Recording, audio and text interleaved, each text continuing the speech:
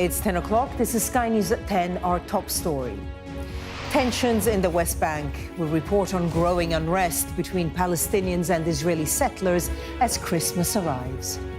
This huge looming wall separates Bethlehem from Jerusalem, and that divide is felt more deeply than ever in Christmas, where people from where he was born can't cross over and celebrate Jesus where he was crucified.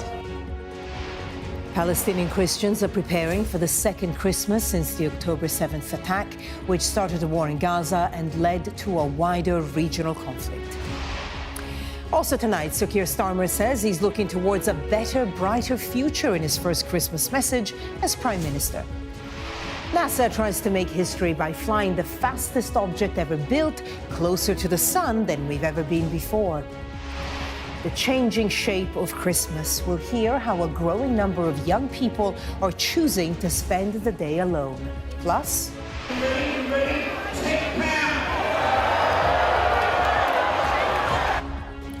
the end of an era. We head to the annual Christmas Eve auction at Smithfield Meat Market as it prepares to close after more than 800 years of trading.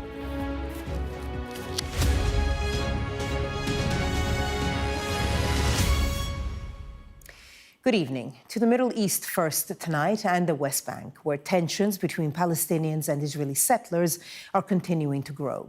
Violence between the two groups has surged since the war in Gaza began last year, and the Palestinian Authority has appealed to the United Nations about what it describes as violations by Israeli settlers. Well, Palestinian Christians in the West Bank are preparing to mark the second Christmas since the October 7th attacks on Israel, which triggered the war in Gaza and led to a wider conflict. The territory is occupied by Israel. The Palestinians say the land is theirs, and most countries deem Israeli settlements to be illegal. Israel disputes that, citing historical and biblical ties. Our correspondent, Yusra Al-Bagir, reports now from Bethlehem in the West Bank. A blessing for the Nativity, the birthplace of Jesus Christ. A site that's been worshipped for over 2 millennia, heavy with sadness and grief. The custodians are mourning the war in Gaza, and the emptiness has made their community more vulnerable than ever. Illegal settlements are encircling Bethlehem, and this Christmas, Alice and her family are waiting on a Supreme Court decision on whether they can return home. Our land, do you see the old house there? Yeah. It's the one next to it, from the street until the last baby tree there. How many generations live there? More than 5-6 generations, like more than 50-60 years more.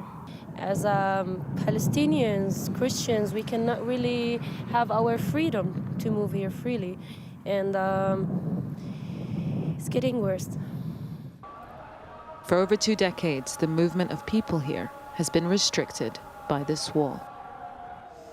This huge looming wall separates Bethlehem from Jerusalem, and that divide is felt more deeply than ever in Christmas, where people from where he was born can't cross over and celebrate Jesus where he was crucified. But with Christmas come the symbols of hope. A procession led by the Latin Patriarch of Jerusalem moves through a checkpoint in the wall into Bethlehem. But not without protest. To go through, the meaning is that it's possible, even where there are enormous and difficult walls, it's possible to trespass them if we want. He says we need new leadership to open the horizons. And new leadership is coming. Well, we want the war to come to an end, and Trump may or may not make that ending happen. But in a way, it's what happens after the end of the war that is going to be really significant. Is this going to be a land where Christians, Muslims, and Jews can live alongside one another and find a way of living with equality under the law? Or is it going to be a situation where Palestinians continue to find their position more and more vulnerable? As Christmas arrives, every gathering is an opportunity for prayer, especially for those in Gaza still suffering from war. In Gaza, which is mostly ignored, that the Christian community started in the 1st century, and the first bishop in Gaza was Philemon, who's mentioned in the Bible. From Gaza himself, Dr. Yusuf Al-Khouri is looking to history for solace. Christmas, and the first Christmas was under occupation, was during sort of crazy political unrest in this land. And we remember also that Jesus Christ was born in a manger here, a kilometer away, was also a genocide survivor. In these charged times, every prayer counts. A gaze raised upwards, searching for a glimmer in the dark. Yusra Al-Baghir, Sky News, Bethlehem. So Keir Starmer has said he will be looking towards a better, brighter future in his first Christmas message as Prime Minister. It comes almost 6 months into the Labour leader's time in Downing Street, and at a time when he's facing criticism, especially over his party's management of the economy. This Christmas, people will be travelling up and down the country, heading home, visiting relatives and loved ones, to celebrate together the hope and joy of this special season. It's a time to remind ourselves what's really important: family, friendship, and fellowship between all people. Being there for one another in these celebrations, as well as the more difficult times. The royal family has released behind-the-scenes footage from the King's Christmas message. The message was recorded at Fitzrovia Chapel on the site of the former Middlesex Hospital, where Diana, Princess of Wales, opened London's first AIDS ward. It will focus on the efforts of healthcare workers following a year that saw Charles and the Princess of Wales treated for cancer. Can we just have complete quiet on the floor, please? Roll cameras and record. We're rolling, so whenever you're ready. Your own time limit. And the King's speech will be broadcast at 3 p.m. on Christmas Day here on Sky News. Okay, also tonight, Bill Clinton has been discharged from hospital in Washington after being treated for the flu. The former president was admitted yesterday suffering from a fever. A senior aide said the 78-year-old was in good spirits and grateful for the care that he was receiving. American Airlines has resumed flights after briefly suspending all operations due to a technical glitch. The airline was forced to ground all flights for around an hour, disrupting travel for thousands on Christmas Eve, but the issue has now been resolved. Hong Kong has issued arrest warrants and offered bounties for 6 pro-democracy campaigners as it steps up its crackdown on dissent. The city's rulers accuse the 6 of violating national security laws, something described by Lord Patten, the last governor of Hong Kong, as a blatant overreach. One of those being targeted is 19-year-old Chloe Chung, who fled Hong Kong after the protests in 2020. So last night I received calls and texts when I was sleeping, and they told me that the Hong Kong authorities has placed a bounty of 1 million Hong Kong dollar bounty on my head. So I was shocked about that because I am 19 years old and I don't feel like I have the ability to actually sort of like they so-called split the country, and that's what they put a bounty on me for. A Russian cargo ship has sunk in the Mediterranean Sea after an explosion in its engine room. 2 of the ship's crew are missing following the incident, which happened between Spain and Algeria. The owner of the vessel says it was on its way to eastern Russia. Ukraine claims it was on its way to Syria to collect weapons. The Danish government has announced a boost of over £1 billion in defence spending for Greenland after US President-elect Donald Trump repeated his desire to purchase the Arctic territory. Greenland is an autonomous Danish territory, but it is home to a large US space facility and is strategically important for the US. Writing on social media on Monday, Donald Trump said US ownership of the Arctic territory is, in his words, an absolute necessity.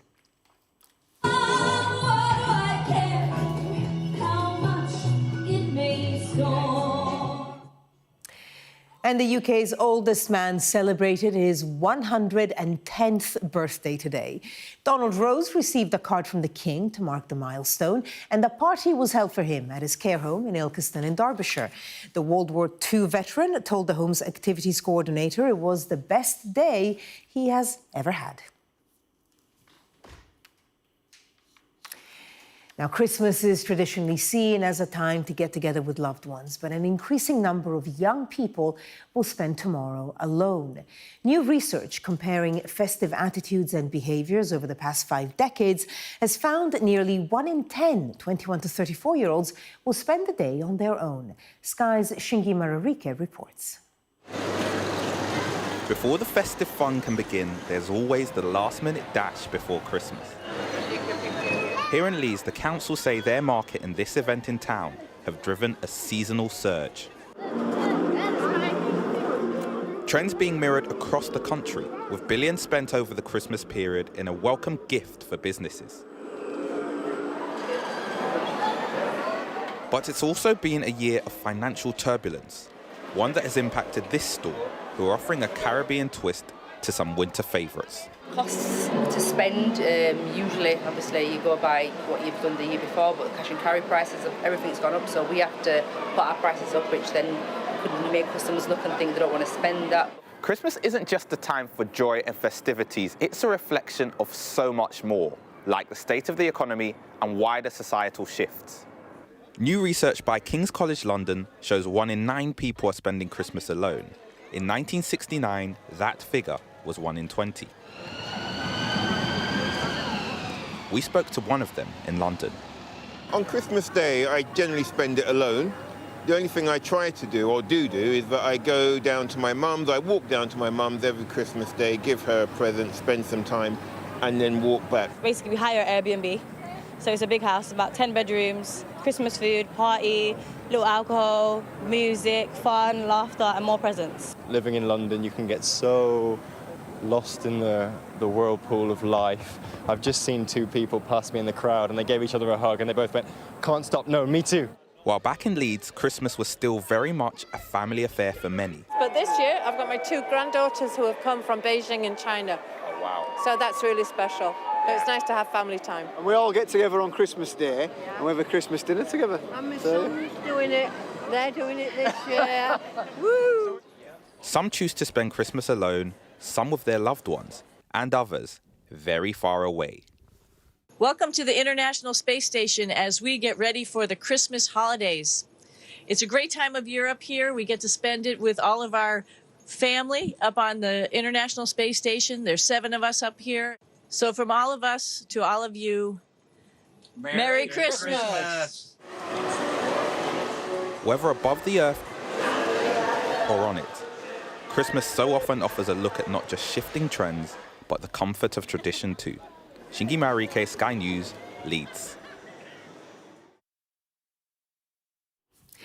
The country's oldest meat market held its annual Christmas Eve auction today, marking a tradition that may soon become a thing of the past. London's historic Smithfield market is set to close after more than 800 years, with trading expected to cease for good in 2028. Our business and economics correspondent Gurpreet Narwan joined the crowds looking for a good price on their turkey or Christmas ham. Turkeys flying in the air. It must be Christmas at Smithfield's meat market. It's an annual ritual, but the clock is ticking on this London institution. The market sits in the heart of the City of London, but this was once the edge of the city walls. In the 12th century, livestock were brought here to be fattened up and sold.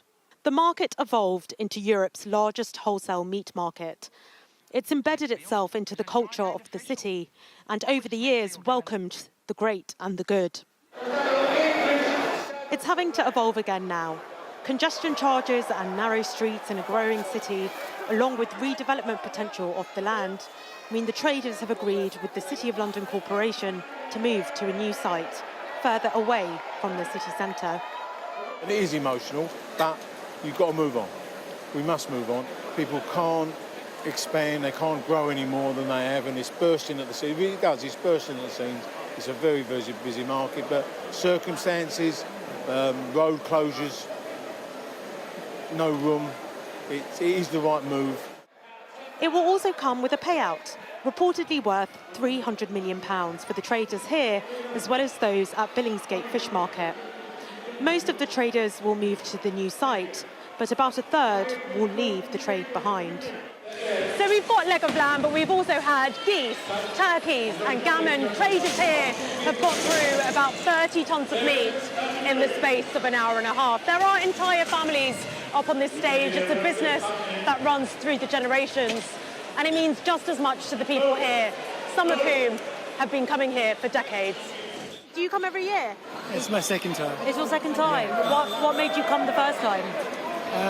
Why did you come back? Excited, and it was just an amazing atmosphere, so I thought I'd have to come again. And I thought I'd bring my wife, so it's good. Yeah, good experience. Yeah. 2 saddles of lamb, a top side of beef, and a smoked gammon. And this is all your Christmas? That's Christmas, New Year, birthdays, best value. It feeds the family, start of Christmas, chop it up, put it in the freezer, last a year. Yeah, love the vibe and everything about it. Is this quite like an institution for you, like a London institution? Yeah, I look forward to this day like so much. So yeah. Have you managed to get anything? Yes, we got a leg of lamb and a saddle lamb. But this is a Christmas tradition that will soon come to an end. A sight that will only live on in photographs and videos of old London. Gurpreet Narwan, Sky News. This is Sky News coming up. Can Manchester City turn around their form after just 1 win in 12? The worst run of manager Pep Guardiola's managerial career.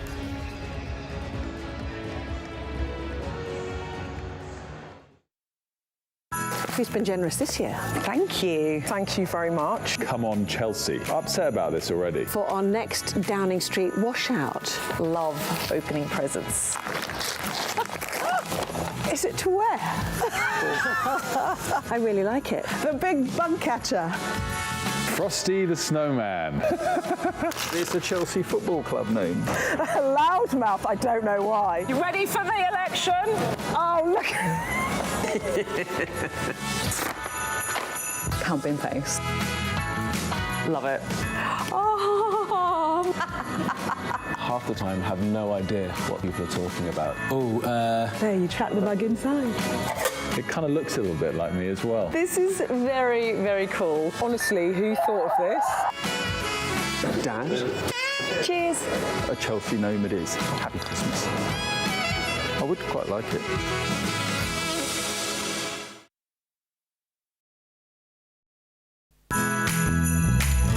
Who's been generous this year? Thank you. Thank you very much. It's very light. To Wilf, come on, Chelsea. I'm upset about this already. To Anna for our next Downing Street washout. To save your voice. To Gareth, take that, mate. To Mark, as your gnome for loving Chelsea. What is it? Love opening presents. What is in the Secret Santa? What could it be? I hope it's not insects.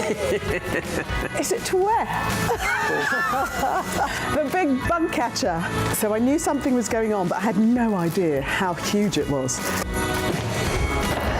It's Frosty the Snowman. Well, I'm delighted it's not Chelsea related. It's a Chelsea Football Club name, the very best sort of name.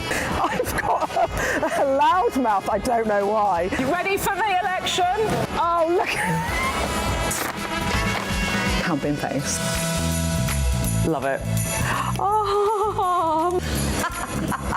In your Gen Z way, say it was blue, mid, dank or shallow. Half the time have no idea what people are talking about. Okay. There, you trap the bug inside. Like that?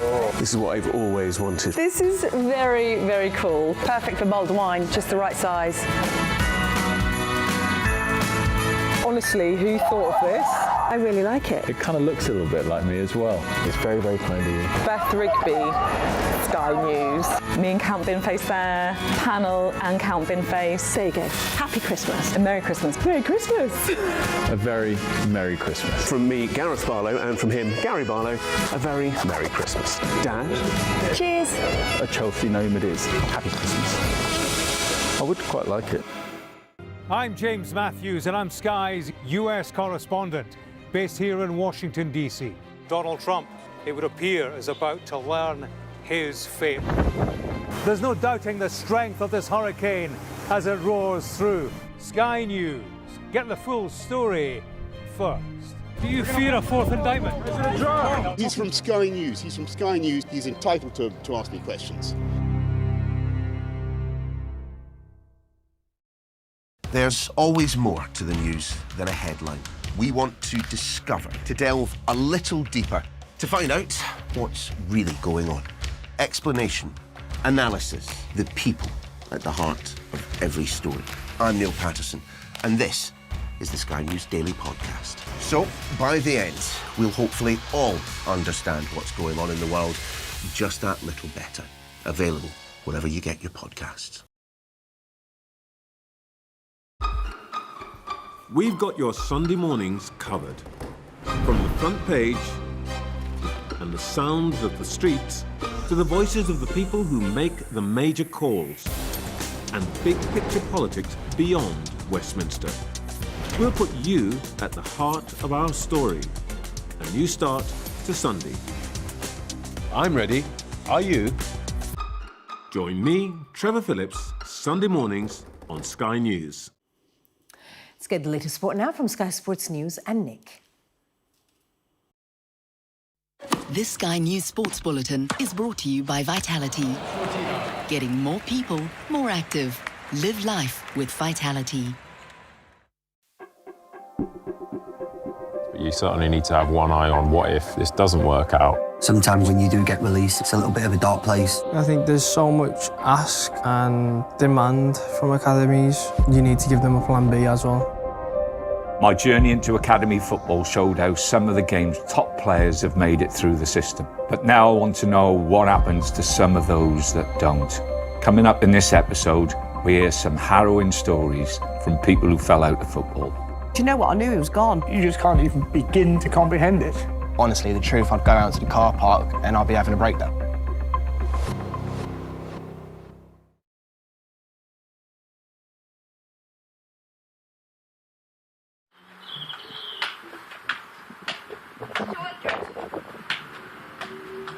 Apparently Matthew says that's 200.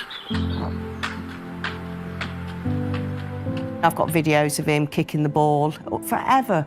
All he was doing was keep ups all the time, playing football in the garden, on holiday, and this, that and the other. So he'd love it. He'd love to play football, making sure he was the best he could be. That was his life. Matthew Langton was 20 when he took his own life back in 2021. All he'd ever dreamed of was becoming a professional footballer. The morning he took his life, he was supposed to leave work at 7 and he'd left at 5. Nobody noticed till 6. And they rang him and he didn't answer. Just after 6:30, I got woke up. I don't know what woke me up, but I woke up. I just knew straight away, I knew. I went next door to get the neighbours for help and Richie, our next door neighbour, started CPR on him. Do you know what? I knew he was gone. I just knew it. His bedroom's been untouched for 3 years. He's got his Xbox, he's got his hanging up his Mansfield stuff, his Derby stuff, his football boots. Everything's as he was, but he's not there. It's like being in a shop and someone's got, you've lost your kid and you're forever searching. I'm forever searching for Matthew. It's something no parents could ever imagine, but his mother Maxine wants Matthew's story to be heard. So does his teammate, Cayman Cashmore.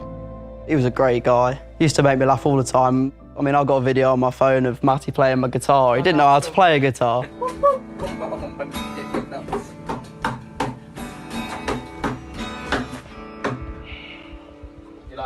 And he's there making up a song, and it's hilarious. It's all we have. We have memories like that, playing PlayStation, going gym. I always used to go gym with Matty. Me and him were quite similar in the fact like we just say stupid jokes and have a laugh. But then when it came to football, we both liked playing with each other, and it was great. Are you absolutely convinced that his dream to be a footballer and the slow deterioration of that, with the rejection from Derby, then the rejection from Mansfield, that had a huge impact on his mental health? I think that was the big factor of his. This Sky News Sports Bulletin is brought to you by Vitality. And now let's take a look at the weather. There'll be no white Christmas this year. Instead, it'll be rather mild and grey, but New Year may bring something colder. Christmas Day will start very mild and mostly overcast, with pockets of drizzle and fog. It will also be windy in the north, with coastal gales in the far north. It'll stay largely dry through the morning, but the northern and western Isles can expect rain and gales. Cloud will be quite extensive again, but there'll be a better chance of some brightness to the east of high ground.